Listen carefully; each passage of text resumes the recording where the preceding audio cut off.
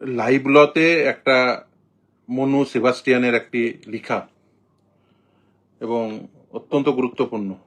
আর রাজাগোপাল, যিনি টেলিগ্রাফের প্রাক্তন এডিটর, ভারতবর্ষের অন্যতম কথিত যশা একটি নিউজ পেপার, তার প্রাক্তন এডিটর আর রাজাগোপাল, তার নাম ডিলিট হয়ে যাওয়ার কারণে তার পাসপোর্টটি রিনিউড হচ্ছে না।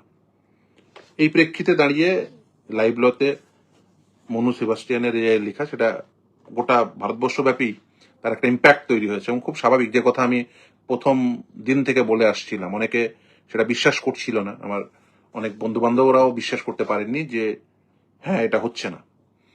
বিশেষ করে বেশ কিছু নাগরিক সুযোগ সুবিধা পেতে মানুষ বঞ্চিত হচ্ছেন, বিশেষ করে একেবারে প্রান্ত সীমার মানুষ যাদের রেশনের প্রয়োজন, মৌখিকভাবে বলা হচ্ছে।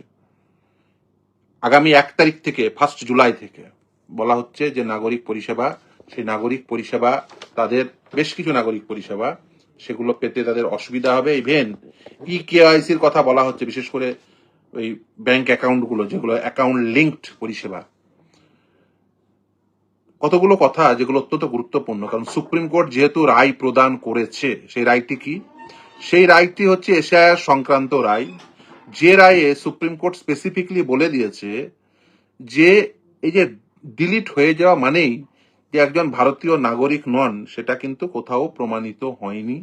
হ্যাঁ, ইলেকশন কমিশন অফ ইন্ডিয়া তারা যেগুলো ডাউটফুল ভোটার, সেই গ্রাউন্ডে যাদের নাম ডিলিট হয়েছে তাদের নাম মিনিস্ট্রি অফ হোম অ্যাফেয়ার্সে পাঠাবে। তারপরে আলটিমেট ডিসিশন হয়ে যাওয়ার পরেই, যখন ডিসিশন হবে তারা সিটিজেন নয়, সেটা একমাত্র সিটিজেনশিপ একটা সেন্ট্রাল গভর্নমেন্টের ডোমেন, তারপরে একজনকে নাগরিক পরিষেবা থেকে আপনি ব্যাহত করতে পারেন, অন্যথায় পারেন না কোনো নাগরিক পরিষেবা। সে রেশন পাওয়া হতে পারে, সে পাসপোর্ট রিনিউ হতে পারে, বা অন্য যে কোনো নাগরিক পরিষেবা হতে পারে। দেখুন, একজন ভারতীয় নাগরিকই তিনি ভারতবর্ষের ভোটার হবেন, বা ভারতীয় নাগরিকদের জন্য যে বিধিবদ্ধ যে সমস্ত পরিষেবা সেগুলো পাবেন। এখন যদি দেখা যায় যে যে কোনো কারণে কারোর নাম ভুলের কারণে কারোর নাম ডিলিট হয়ে গেছে, মানে ওই নামের সামান্য ত্রুটি বিচ্যুতির কারণে, কালকে লেখায় আমি দেখছিলাম যে সেখানে ওই মহতাব শেখের কথা উল্লেখ করেছেন মনু সেবাস্টিয়ান, এবং অত্যন্ত সঙ্গতভাবেই, যে কারণ আমি সেটা ম্যাটারটা যেহেতু ডিল করেছি, একেবারে সে সুপ্রিম কোর্ট থেকে শুরু করে ট্রাইব্যুনাল পর্যন্ত, বা ট্রাইব্যুনাল থেকে, মানে যেহেতু সুপ্রিম কোর্টের নির্দেশের সাপেক্ষে ট্রাইব্যুনাল নির্দেশ দিয়েছে, বা তার পরবর্তী মামলা কেতাবুদ্দিন শেখ থেকে শুরু করে একাধিক মামলা, শতাধিক মামলা ডিল করেছি। এখন বর্তমানে যেহেতু কলকাতা হাইকোর্টে একাধিক মামলা, যারা আর্জেন্সি আছে, কেউ ডাক্তার, কেউ হয়তো আইআইটি তে ভর্তি হবে, কেউ হয়তো অধ্যাপক, কেউ হয়তো শিক্ষক, আর্জেন্টলি হয়তো কাউকে পাসপোর্ট রিনিউ করতে হবে। কারণ তারা এসে বলছিলেন যে পুলিশ সেটা জানিয়েছে, মৌখিকভাবে জানিয়েছে যে আপনার নামটি তো ডিলিট হয়ে গেছে, আপনি তো মানে পাসপোর্টটি আমি রিনিউ করতে পারবো না এই গ্রাউন্ডে। কারণ পুলিশ যখন আইবি রিপোর্ট করছে, আইবি রিপোর্টিং এ তারা কিন্তু এগুলো দেখছে। ফলে খুব স্বাভাবিকভাবে এই কথা কিন্তু অনেকদিন আগে থেকে আমি বলছিলাম, কিন্তু অনেকে বিশ্বাস করতে চাইছিলেন না। আজকে বিশেষ করে যে সমস্ত আইনি মহলের যে সমস্ত বন্ধু বান্ধব, তারা আজকে এই লাইভ গতকালের যে 29 জুন 2026 11টা 28 এটি আপলোড হয়েছে লাইভ লতে, তাদের তাদের যে অ্যাপস আছে, কারণ এটা অত্যন্ত বহুল প্রচলিত একটি এই সময় দাঁড়িয়ে, যেমন এসসিসি আইনজীবী মহলে যে অত্যন্ত গৃহীত যেমন একটি প্ল্যাটফর্ম, সেরকম লাইভ ল বা বার অ্যান্ড বেঞ্চ অত্যন্ত গৃহীত প্ল্যাটফর্ম। সেখানে যেহেতু এই স্টোরিটি সেহেতু আছে, রয়েছে, এবং সেটা ফ্লোটেড হয়েছে, তারপরে মানুষের মধ্যে এটা এসছে যে হ্যাঁ, এটা হচ্ছে। এবং সেটা শুধুমাত্র যে আমি এর আগের দিন বলছিলাম যে কথা, যে শুধুমাত্র মুসলিমদের নাম বাদ গেছে এবং তারাই অসুবিধায় পড়ছেন, না।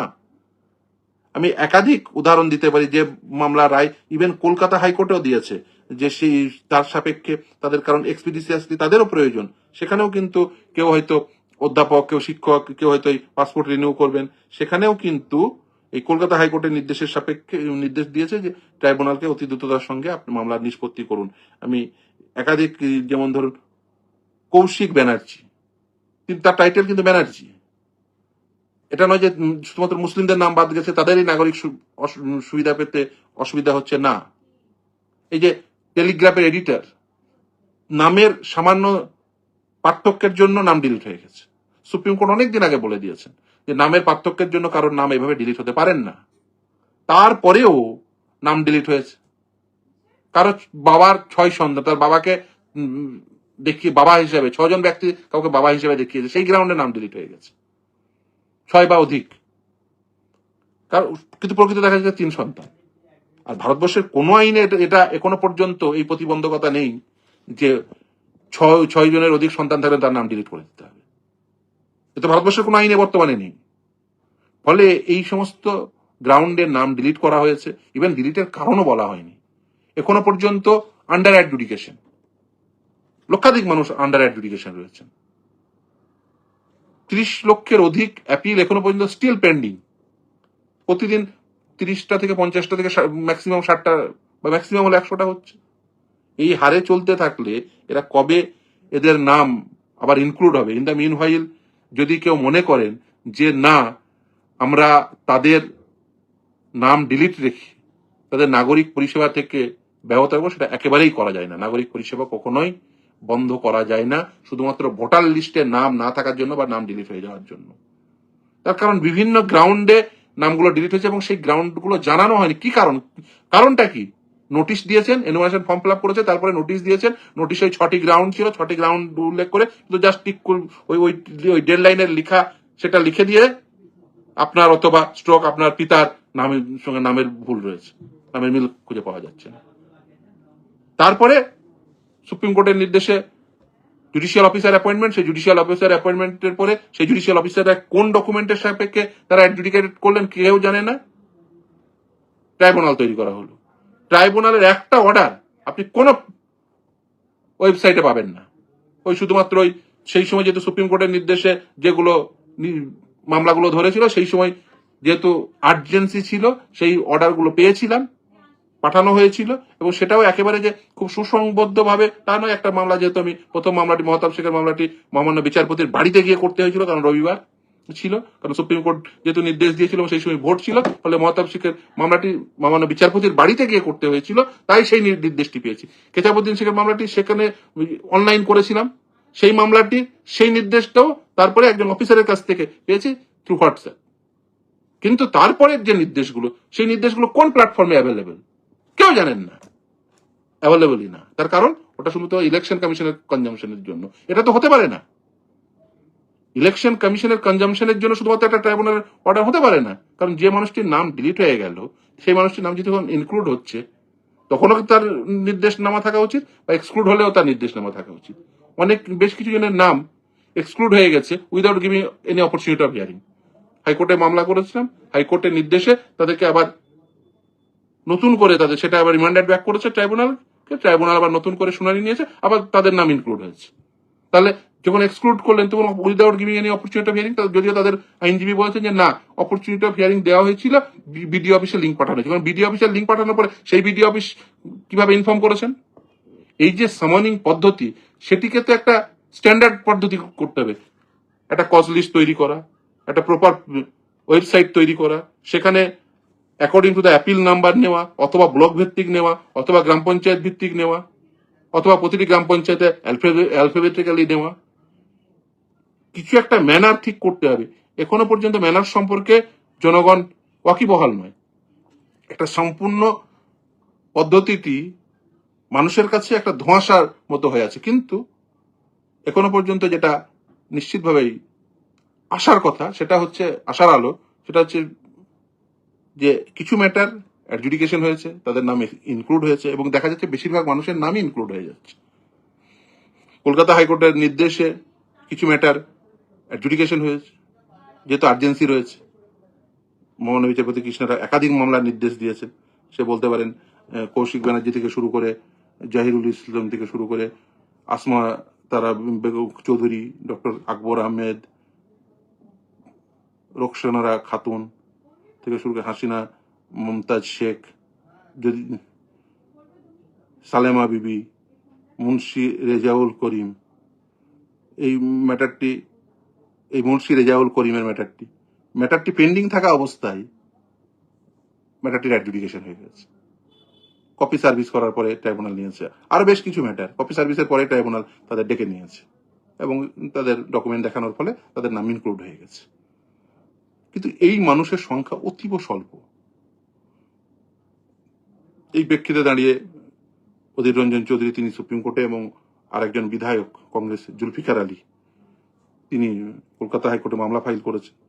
এখন বিষয়গুলো যদি টাইম বাউন্ড ম্যানারে ট্রাইব্যুনাল না নেয়, এই রাজাগোপালের মতো মানুষ, যিনি একজন টেলিগ্রাফের প্রাক্তন এডিটার, তার পাসপোর্ট রিনিউ হচ্ছে না, যেটা একেবারেই অত্যন্ত অ্যালার্মিং।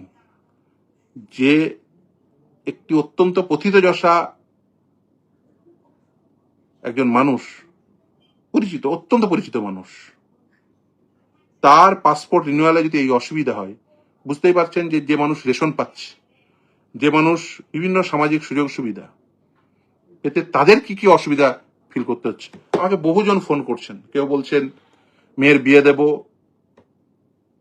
জমি বিক্রি করতে যাচ্ছি, জমির রেজিস্ট্রেশন হবে না বলেছে, কেউ বলছেন রেশন পাচ্ছি না, কেউ বলছেন যে পুলিশ এসে পাড়ায় খোঁজ নিয়ে, যেমন মানে একজন বিচারকের পিএ, তার স্বামীর নাম ডিলিট হয়ে গেছে, এবং তিনি একজন স্কুল শিক্ষক, জেলা আদালতের একজন বিচারকের পিএ, সেই পাড়ায় গিয়ে পুলিশ গিয়ে ইনফরমেশন নিচ্ছেন যে ওই পাড়ায় কাদের কাদের নাম ডিলিট হয়ে গেছে। তো জিজ্ঞাসা করছে যে বলুন কিসের জন্য ইনফরমেশন নিচ্ছেন, কি পারপাসে, কোনো রেকর্ড আছে, কোনো নোটিশ আছে? না, নোটিশ দেখাতে পাচ্ছেন না।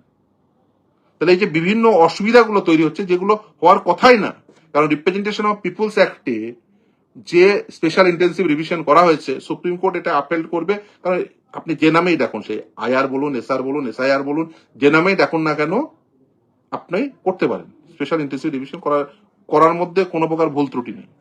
কিন্তু এই যে এত মানুষের নাম ডিলিট হয়ে গেল, তাদের without giving any opportunity of hearing, তাদের ডকুমেন্টগুলো প্রপারলি অ্যাডজুডিকেশন হলো না, সেটা যদি টাইম বাউন্ড ম্যানারে না করা যায়, সেটা যদি নির্দিষ্ট সময়ের মধ্যে সেটা শেষ না করা যায়, এই যে একজন অত্যন্ত পথিতযশা এডিটর, তারও পাসপোর্ট রিনিউ হচ্ছে না, তাহলে এই অসুবিধা প্রতিদিন উত্তরোত্তর বাড়বে। এবং কতজন হাইকোর্টে এসে মামলা করে, প্রত্যেকে পাসপোর্ট রিনিউ করতে চাইবে, হাইকোর্টে এসে মামলা করে তাকে ট্রাইব্যুনালে এক্সপেডিশিয়াস হিয়ারিং এর জন্য নির্দেশ করিয়ে তারপরে ট্রাইব্যুনাল তাদের ম্যাটারটা নিচ্ছে, নাম ইনক্লুড হচ্ছে, তারপরে তাকে সেটা করতে হচ্ছে। ফলে মানুষের জীবনে লিটিগেশন বেড়ে গেছে, মানুষের জীবনে আরো বেশি অসুবিধা তৈরি হচ্ছে, প্রতিদিন এক একজন এক এক রকম সমস্যা নিয়ে আসছে, এবং এই সমস্যা উত্তরোত্তর বাড়তে থাকছে। এই যে বললাম, জমি রেজিস্ট্রেশন, পাসপোর্ট রিনিউয়াল, নাগরিক সুযোগ সুবিধা থেকে বঞ্চিত হওয়া, যারা পেনশন পান অত্যন্ত ভয়ে আছেন, যারা চাকরি করেন, সার্ভিস করেন, তারা অত্যন্ত ভয়ে আছেন। মেডিকেল কলেজে, বর্ধমান মেডিকেল কলেজে আমি মামলা অর্ডার করিয়েছি, বর্ধমান মেডিকেল কলেজের অধ্যাপক, প্রথম প্রজন্মের ডাক্তার, তার নাম, এবং সে বলছে, এখানে বসে বলছে যে আমি একজন অর্থোপেডিক সার্জন, আমাকে এই মানসিক যন্ত্রণা নিয়ে সার্জারি করতে যাচ্ছে, এবং সে এইভাবে হাড় দেখিয়ে বলছেন যে আমাকে যখন এই হাড়টাকে আমাকে যখন ওটি করতে হচ্ছে, অপারেশন করতে হচ্ছে, ভাবুন তো এই জায়গায় কাটতে, মানে সেটাকে ওটি করতে গিয়ে অন্য জায়গায় যদি কেটে যায়, কারণ আমার এই মানসিক চাপ তো রয়েছে। ফলে এই মানুষগুলো যাদের নাম বাদ গেছে, এরকম অনেক গুরুত্বপূর্ণ কাজ করা মানুষগুলোর এই মানসিক চাপের কোনো প্রকার কারণ ছিল না। আদালতের নির্দেশে ট্রাইব্যুনাল কিছু ম্যাটার নিতে পারছেন, কিন্তু এই যে এরকম মানসিক চাপে কাজ করা, এরকম তো লক্ষ লক্ষ মানুষ আছেন, এবং প্রত্যেকের কাজই গুরুত্বপূর্ণ। টাইম বাউন্ড ম্যানারে যদি এই কাজগুলো না করা যায়, তাহলে কিন্তু এই মানুষগুলোর জীবন দুর্বিষহ হয়ে যাচ্ছে। আজকে অনেকেই ফোন করেছিলেন, কালকে বিশেষ নিউজের সাপেক্ষে সম্ভবত কোনো একটা নিউজ পোর্টাল দেখিয়েছে যে, মানে সরি, কোন একটা টিভি মিডিয়া দেখিয়েছে যে 1 জুলাই থেকেই নাকি নাগরিক পরিষেবা বন্ধ হতে চলেছে, বেশ কিছু নাগরিক পরিষেবা বিষয়ে দিল্লিতে কোনো একটা মিটিং এর সাপেক্ষে। তো এটা করা যায় না। কোনো নাগরিক পরিষেবা ভোটার লিস্ট থেকে নাম বাতিল হওয়ার গ্রাউন্ডে বন্ধ করা যায় না। কোনো প্রকার নাগরিক পরিষেবা ভোটার লিস্ট থেকে নাম ডিলিট হওয়ার কারণ অনেক কিছু হতে পারে, সেই কারণটি এখনো পর্যন্ত দেওয়া হয়নি। এই গ্রাউন্ডেই তো সকলের নাম আবার ইনক্লুড করে দেওয়া উচিত, যে কারণ না দর্শিয়ে নাম ডিলিট করা হয়েছে। ডিলিট লিস্টে কোনো প্রকার কারণ নেই। আপনি একটা judicial order, judicial officer appointment হলে জুডিশিয়াল অর্ডার হয়েছে, সেই জুডিশিয়াল অর্ডার গুলো কারোর কাছে অ্যাভেলেবেল না। ট্রাইব্যুনাল যে নির্দেশ দিচ্ছেন এখনো পর্যন্ত সেই নির্দেশনামা, ওই আমার কাছে যে দুটো নির্দেশনামা আছে ওর বাইরে এখনো পর্যন্ত ইভেন যাদের পরবর্তীতে নাম ইনক্লুড হয়েছে তাদেরও নির্দেশনামাগুলো অ্যাভেলেবেল না, কিন্তু ট্রাইব্যুনাল নির্দেশ দিচ্ছে। ইলেকশন কমিশন অফ ইন্ডিয়া তারা ইনফ্রাস্ট্রাকচার বিল্ড আপ করবে, তারা সেই ইনফ্রাস্ট্রাকচার এখনো আজকের দিন পর্যন্ত বিল্ড আপ করতে পারলো না। এই নিয়ে কেউ কিচ্ছু বলছেন না। ইলেকশন কমিশন অফ ইন্ডিয়া কেন এই ইনফ্রাস্ট্রাকচার বিল্ড আপ করতে পারবে না যে সেই অর্ডারগুলো অ্যাভেলেবেল হবে? ট্রাইব্যুনাল, আমাদের সংবিধানের সংশোধন এসে ট্রাইব্যুনাল তৈরি করা হয়েছে, কিন্তু সুপ্রিম কোর্ট এই ক্ষেত্রে সুপ্রিম কোর্ট 142 এক্সারসাইজ করে ট্রাইব্যুনাল অ্যাপয়েন্ট করেছে। একটা ফোরাম, সেই ফোরামে একটা নির্দেশ হচ্ছে, সেই নির্দেশ অ্যাভেলেবল থাকবে না যে মানুষটির প্রতি নির্দেশ হচ্ছে তার কাছে? অপরচুনিটি অফ হিয়ারিং এর কথা বলেছেন। অপরচুনিটি অফ হিয়ারিং যদি হয়, দেওয়া হয়, সেই হিয়ারিং এর আউটকাম কি জানার অধিকার রয়েছে, এটা আইনসঙ্গত অধিকার। সেটা সেই মানুষটির পক্ষে যেতে পারে, সেই মানুষটির বিরুদ্ধে যেতে পারে, কিন্তু সেটা পাওয়া তার আইনসঙ্গত অধিকার। সেটা যদি না পান, যদি ধরুন তার কারো এগেনস্টে যায়, তাহলে সে কোন নির্দেশকে, বায়বীয় একটা নির্দেশকে চ্যালেঞ্জ করবেন? কোন নির্দেশকে চ্যালেঞ্জ করবেন? এখনো পর্যন্ত কোনো ফোরামে সেটা অ্যাভেলেবেল না। শুধুমাত্র ওই স্ট্যাটাসে দেখা যাবে এক্সক্লুড নাকি ইনক্লুড, এক্সক্লুডেড ইন দ্য ইরোল অথবা ইনক্লুডেড ইন দ্য ইরোল, এর বাইরে ওইটুকু লিখে শেষ করে দিচ্ছেন, তার বাইরে আর কিছু নেই। সুপ্রিম কোর্ট বলেছে অপরচুনিটি অফ হিয়ারিং দেওয়ার কথা। অপরচুনিটি অফ হিয়ারিং দেওয়ার পরে তার যে আউটকাম, সুপ্রিম কোর্ট নিশ্চিতভাবে প্রতিটি প্রসিডিওর বলে দেবে না, কিন্তু ইলেকশন কমিশন অফ ইন্ডিয়ার একটা দায়িত্ব যে এই প্ল্যাটফর্ম তৈরি করা, কারণ তাদের উপরে এই দায়িত্ব ন্যস্ত হয়েছে। এই দায়িত্ব যদি তারা না পালন করতে পারেন, তাহলে বুঝতে হবে যে কোথাও একটা ভুল ত্রুটি হয়ে যাচ্ছে। প্রতিটি আর্টিকেল 12 অথরিটির দায়িত্ব সুপ্রিম কোর্ট নির্দিষ্ট যে নির্দেশ, সেই নির্দেশ পালন করা প্রথম। দ্বিতীয় হচ্ছে যে যদি এই অর্ডারগুলো অ্যাভেলেবেল না হয়, তাহলে সেই অর্ডার আগামী দিনে যদি দেখা যায় সেই এই লিস্ট নিয়ে কোনো প্রকার ডিসপিউট ক্রিয়েট হয়েছে, তাহলে সেই মানুষটি কি দেখাবেন, কোন কাগজ দেখাবেন? যে মানুষটির নাম এক্সক্লুড হয়ে গেছিল সেই মানুষটির নাম আবার ইনক্লুড হলো, অন হুইচ গ্রাউন্ড, কোন নির্দেশের সাপেক্ষে? 10 বছর পরে, 20 বছর পরে আবার যদি এসআইআর হয়, তখন কি দেখাবেন? এখনো পর্যন্ত সেই নির্দেশগুলো আপলোডেড না, কিন্তু কিছু মানুষের নাম ইনক্লুড হয়ে গেছে। যাই হোক, এই নির্দেশ নামাগুলো অ্যাভেলেবল থাকা উচিত। সুপ্রিম কোর্টে মামলা ফাইল করেছি, অধীর রঞ্জন চৌধুরী তিনি ফাইল করেছেন, এখানে করেছি, জুলফিকার সাহেব করেছেন।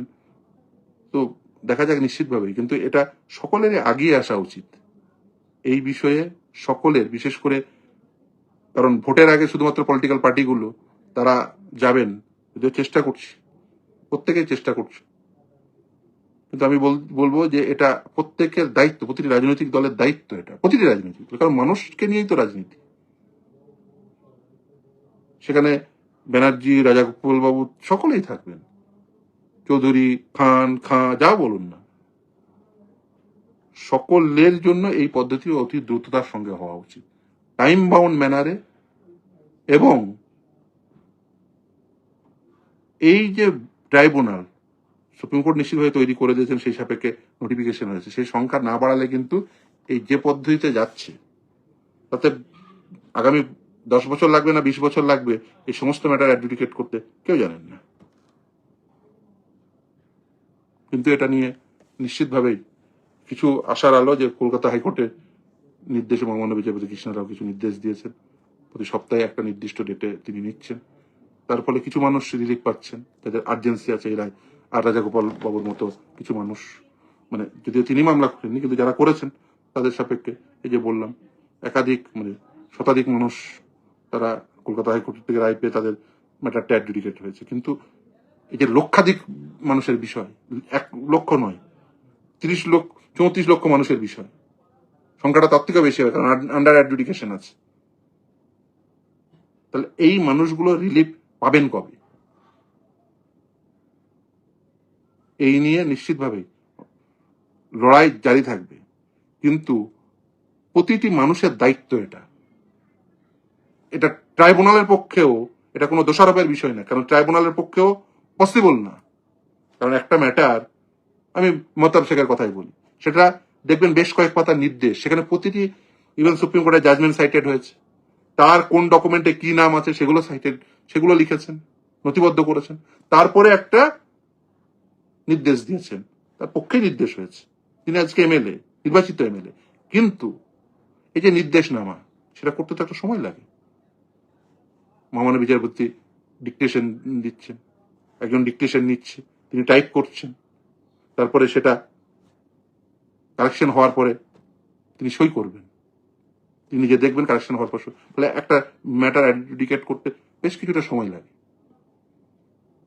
আমি যদি ধরেও নিই একই ধরনের ম্যাটারই হচ্ছে, কিন্তু মহামান্য বিচারপতি যিনি রয়েছেন তাকে তো দেখতে হবে, কারণ আদালতের সামনে মামলা এলে সে মামলা কারোর পক্ষে যাক কারোর বিপক্ষে যাক, কিন্তু তাকে দেখতেই হয়, সেটা নির্দিষ্ট নির্দেশও দিতে হয় সেই সমস্ত ডকুমেন্ট কনসিডার করে, যে ডকুমেন্টগুলো ওই মানুষটি রিলাই করেছে। কারণ সুপ্রিম কোর্ট বলে দিয়েছে, যদি ও প্রপার অ্যাডজুডিকেশনের জন্য অ্যাডিশনাল ডকুমেন্ট নিতে হয় তো নেবেন, সেটা সে ঠিক করবে ট্রাইব্যুনাল। যারা ল্যান্ডেড ট্রাইব্যুনাল একটা লিস্ট করেছেন কোন কোন ডকুমেন্ট গুলো নেবেন, তারা যে list election commission of India ছিল তার সঙ্গে ল্যান্ডেড ডকুমেন্ট, সেই ডকুমেন্টের সাপেক্ষে দেখছেন বেশিরভাগ মানুষের নাম হয়তো উঠে যাচ্ছে, কিন্তু সেই নাম উঠে যেতে গেলে তো ম্যাটারটাকে ধরতে হবে, সেই সময়টা অনেকটা পেরিয়ে যাচ্ছে। মানুষগুলো একেবারেই তার অসহায়ের মতো, চাতক পাখির মতো ট্রাইব্যুনাল কবে ডাকবে তার জন্য চেয়ে আছেন। ইন দ্য মিন হোয়াইল এইসব তাদের পাসপোর্ট রিনুয়াল থেকে শুরু করে তাদের নাগরিক পরিষেবা পাওয়া, যারা ইন সার্ভিস রয়েছেন, যারা ডাক্তার, ইঞ্জিনিয়ার, কেউ হয়তো বিদেশ যাবেন গবেষণার কাজে, কেউ হয়তো বিদেশ যাবেন নির্দিষ্ট কাজের জন্য, একজন তো ডাব্লিউবিসিএস পেয়েছেন, ভয়ে আছেন। ফলে এই বিষয়গুলো যখন রয়েছে তখন উচিত অতি দ্রুততার সঙ্গে যাতে হয় সেটা ব্যবস্থা করা, এবং সমস্ত ডকুমেন্ট যাতে অ্যাভেলেবল হয় এরকম প্ল্যাটফর্ম তৈরি করা, যেখানে কজ লিস্ট দেখা যাবে, যেখানে অর্ডারগুলো পাওয়া যাবে, যেখানে নির্দিষ্টভাবে, বহুদিন থেকে আমি কথা বলে আসছি। যাই হোক, সকলে ভালো থাকবেন। আজকে এই যে লাইভগুলোতে অন্তত পক্ষে এই লেখার পরে অন্তত পক্ষে মানুষজন এটা বুঝতে শিখেছেন, বুঝতে পেরেছেন আর কি দাদার, যে না পাসপোর্ট রিনিউ করতে গেলে যে মানুষটির নাম বাতিল হয়ে গেছে সেই মানুষটির অসুবিধা হচ্ছে, সেই মানুষটির পাসপোর্ট রিনিউ হচ্ছে না, এখনো পর্যন্ত হয়নি। একটাই আশার আলো যে কলকাতা হাইকোর্টের নির্দেশের সাপেক্ষে কিছু মানুষ সেই সুযোগ সুবিধা পাচ্ছেন, কিন্তু এটা তো সম্ভব নয় প্রতিজন, যে প্রতিটি মানুষের পক্ষে হাইকোর্টে আসা, প্রতিটি মানুষের পক্ষে এই লিগাল ব্যাটেল চালিয়ে যাওয়া। ফলে সেক্ষেত্রে যেখানে এত মানুষের অসুবিধা, নিশ্চিতভাবেই আদালত হয়তো এই যেহেতু এখন জানেন সুপ্রিম কোর্টের ছুটি, ফলে খুব স্বাভাবিক আদালত খুলে আদালতের দৃষ্টি আকর্ষণ করবো, কিন্তু তারপরেও মানুষ তো ভারতবর্ষের রাজনীতি, ভারতবর্ষের এই সাংবিধানিক প্রতিষ্ঠানগুলো ভারতবর্ষের মানুষদের জন্যই, সকলকেই নিশ্চিতভাবেই এগিয়ে আসার আহ্বান করবো, আর বিশেষ করে এর সমাধান সূত্র খোঁজার চেষ্টা সকলেই করুন, সমস্ত শুভবুদ্ধি সম্পন্ন মানুষ।